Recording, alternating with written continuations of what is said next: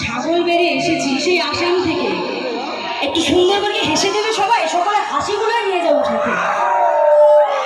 এত সুন্দর করে হাসতে দিইনি, এত সুন্দর করে হাসলে তো আমি বাড়িয়ে ফিরে যেতে পারবো না। আচ্ছা, একটি ঘোষণা জরুরি। একটি মোবাইল কেউ একজন জোর করে ছিনিয়ে নিয়েছেন আরেকজনের হাত থেকে, অর্থাৎ মোবাইল